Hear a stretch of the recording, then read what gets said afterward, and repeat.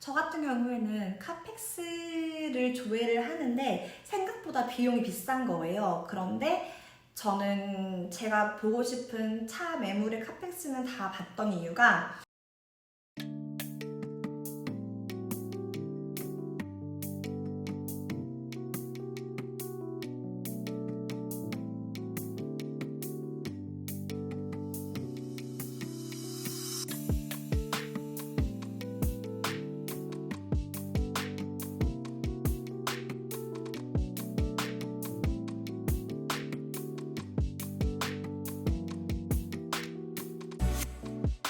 조회하는 게 비싸긴 하지만 제가 몇천 불을 주고 차를 구매를 할 텐데 그 몇천 불을 잃는 것보다는 그냥 카펙스 조회해서 이 차가 괜찮은 차인지를 거르는 게 훨씬 더 금액적으로 손해를 덜 보는 거라고 생각을 해서 저 같은 경우에는 카펙스를 조회를 했었고 대여섯 번 정도 마음에 드는 차량 조회를 했던 것 같아요.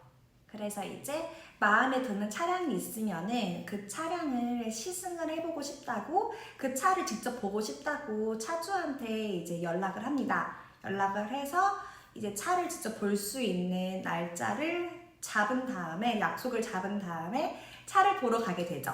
차를 보러 갔을 때에는 저는 차에 대해서 많이 모르기 때문에 일단 외관에 조금 크게 고쳐야 되는 부분이 있는지, 손봐야 되는 부분이 있는지를 봤었고요. 운전석에 앉아서 차 시동을 걸어보고, 차 시동을 걸었을 때 조금 이렇게 소음이나 조금 불안정한 그런 소리가 들리는지도 확인을 했었고요. 그리고 앉아서 기본적인 거 깜빡이 좌우로 한번 켜보고, 작동되는지 한번 보고, 와이퍼 작동되는지 한번 보고, 그리고 이제 라이트도 작동이 되는지 한번 보고, 그리고 에어컨이랑 히터가 잘 작동되는지도 확인을 했습니다. 그리고 나서 차주분에게 한번 시승 가능한지 물어봤고, 차를 시승을 할 때는 꼭 제 운전면허증이 필요해요. 그래서 차를 보러 가실 때에는 운전면허증도 꼭 가지고 가시고, 차를 운전할 때는 아직 제가 이 차에 대한 보험이 없기 때문에 시승만 하는 거기 때문에 멀리까지 갈 수는 없고요. 그냥 그 차주분의 그 동네만 가볍게 한 바퀴 돌면서 이 차에 이상이 있는지, 가속 페달을 밟았을 때 그런 좀 잡음이나 큰 소음이 들리는지, 그리고 엔진에 대한 엔진의 떨림이나 그런 소음이 없는지, 그리고 차가 조금 스무스하게 잘 운행이 되는지도 봤었고, 브레이크를 밟았을 때 브레이크 상태가 괜찮은지도 확인을 했었습니다. 처음에 제가 차를 보러 갔을 때에는 저도 그냥 차 보러 가서 이제 방금 제가 이야기했던 부분들을 다 확인하지 않고 그냥 차만 한번 타보고 왔었거든요. 그런데 이제 한 달, 두 달, 세 달 이렇게 계속 차를 보는 기간이 늘어나고 여러 차를 보다 보니까 차를 보는 그런 눈도 트이게 되고, 그러다 보니까 저도 이제 후반부 가서는 차를 볼 때 어떤 부분들을 봐야 되는지를 한번 이렇게 스스로가 체크를 했었고요. 차를 처음 보러 가시는 분들을 위해서 제가 차를 볼 때 어떤 부분들을 위주로 봤는지 한번 목록을 알려드려 보도록 할게요.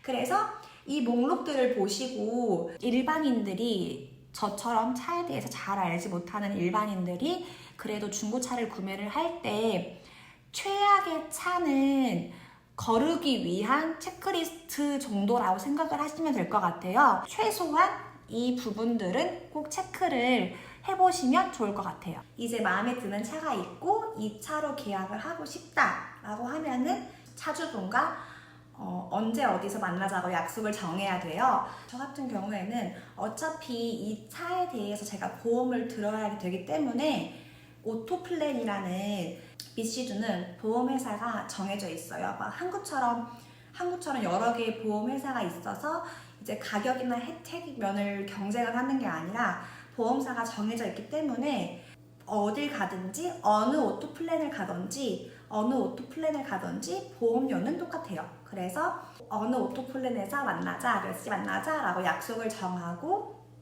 그 약속 시간에 이제 그 오토플랜을 갑니다. 저 같은 경우에는 차 금액을 드래프트로 만들어서 갔어요. 드래프트는 체크랑 수표와 같은 역할을 하는데요. 저는 드래프트로 이제 차 금액을 만들어서 갖고 이제 오토플랜에서 제 운전면허증을 보고 또 주소를 보고 확인하고 이제 이런 것들을 다 작업을 한 다음에 제 보험료가 얼마인지를 알려줍니다. 보험료를 일시불로 납입을 할 수 있고요. 할부로 납입을 할 수 있는데요. 매달 할부로 납입을 하게 되면은 이제 수수료가 붙어요. 수수료가 붙기 때문에 저 같은 경우에는 보험료를 그냥 한 번에 일시불로 납입을 했고요. 그리고 이제 보험료랑 같이 또 내야 되는 게 차 세금을 내야 됩니다. 차 세금 같은 경우에는 내가 차를 구매하는 금액의 12%의 세금이 붙고, 예전에는 딜러샵에서 구매하는 차는 12%의 세금을 붙이고 차주랑 개인 간의 거래를 했을 때에는 7%의 세금만 냈다고 해요. 그런데 지금은 딜러샵에서 구매를 해도 개인 차주 간의 거래를 해도 똑같이 세금은 12%로 측정이 되고요. 12% 부과가 되고요. 네, 그래서 오토플랜에서 납입을 해야 될 거는 총 2개예요. 내 차에 대한 세금, 그리고 내 보험료. 차에 대한 세금은 그 자리에서 일시불로 결제를 해야 되고요. 보험료 같은 경우에는 일시불로 결제를 할지 할부로 결제를 할지 정할 수 있고, 할부로 결제를 할 시에는 매달 수수료가 붙습니다. 그래서 이 2가지 결제를 마치고 나면 직원분께서 차 번호판을 한 3, 4개 갖다 주세요. 그 중에 고를 수 있게끔. 그래서 차 번호판을 보시고 내가 마음에 드는 번호판으로 선택해서 번호판을 가지고 나오시면 됩니다. 이렇게 하면 모든 차를 등록하는 절차는 끝나는 거고요. 이렇게까지 하면은 이제 오토플랜에서 내 번호판을 가지고 나오면 이 차는 제 차가 되는 거고요. 오토플랜에서는 그렇게 크게 까다로운 절차는 없어요. 결제만 잘 하시면은 금방 등록되는 과정은 간단하고요. 번호판을 바꿀 때 누가 바꿔주는 게 아니에요. 스스로 바꿔야 되기 때문에 드라이버를 챙겨서 가시면은 이제 그 번호판에 붙어있는 나사를 풀어가지고 그걸 빼서 다시 내 번호판으로 가는 거라서 드라이버 챙겨가시면 좋을 것 같아요. 그리고 이제 보험료 같은 경우에는 보험료도 포스털 코드에 따라서 이제 그러니까 저희 운전면허증에 저희 집 주소와 운전면허증의 집 주소랑 포스털 코드가 있잖아요.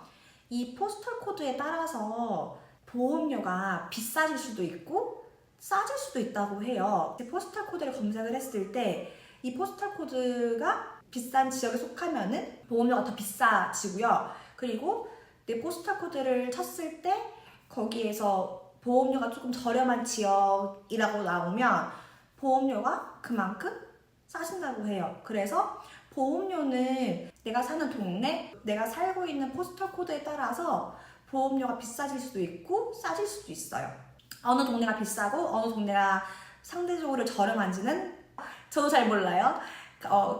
오토플랜 가서 이제 그 직원분께서 제 운전면허증을 보고 그 주소에 맞게끔 번호를 입력해 주시면은 그 포스털 코드를 입력하면은 제 보험료를 알려주십니다. 그 보험료를 결제하면 되고, 그리고 이제 왕복 출퇴근 거리가 편도로 한 번 원웨이를 갈 때 15km 이하면은 보험료가 상대적으로 조금 더 저렴해진다고 해요. 그래서 그 보험을 할 때 직원분께서 물어보세요. 직장까지의 거리가 원웨이로 15km 이하인지 물어보시는데 저는 15km 이하여서 이하다라고 하니까 기존 보험료에서 제가 100불 가까이 할인을 받았어요.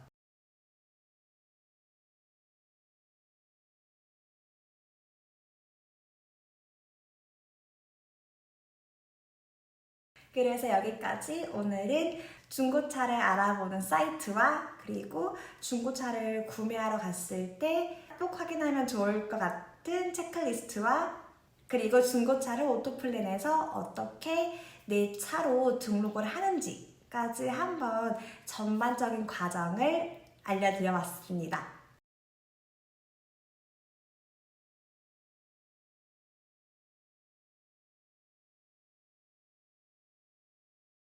다음 영상에서 또 뵐게요. 안녕.